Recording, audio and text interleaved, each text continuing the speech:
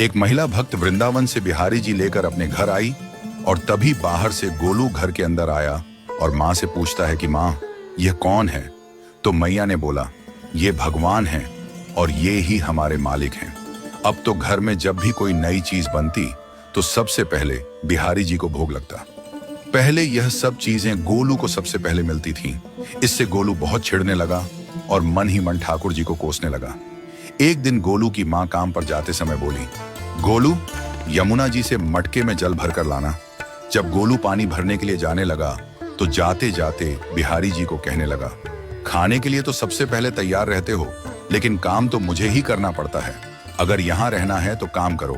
कहकर गोलू यमुना जी से जल भरने के लिए चल पड़ा।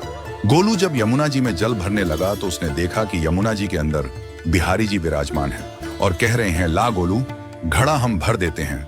गोलू उनको देखकर हैरान हो गया और बोला, नहीं नहीं, मैं अपने आप भर लूंगा। लेकिन ठाकुर जी ने उसके हाथ से घड़ा ले लिया और भरकर घर ले आए।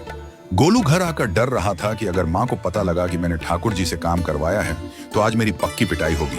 माँ ने घर आकर बिहारी जी को गीले कपड़ों में देखा तो एकदम से हैरान हो गई और कहने लगी कि गोलू, ये जरूर तेरी शरारत है, जरूर तूने ही इन पर जल डाला है। गोलू ने अपनी माँ को समझाने का बहुत प्रयास किया, लेकिन माँ ने उसको डांट कर चुप करा दिया और ठाकुर जी के भीगे हुए वस्त्रों को बदलने लगी। अगले दिन जब माँ ने गोलू को अनाज पिसवाने का काम दिया तो बिहारी जी फिर अनाज का कनस्तर ले आए और माँ को ठाकुर जी के वस्त्रों के ऊपर सूखा आटा पड़ा मिला। तो माँ ने फिर गोलू को डांटा कि तुझे पता नहीं कि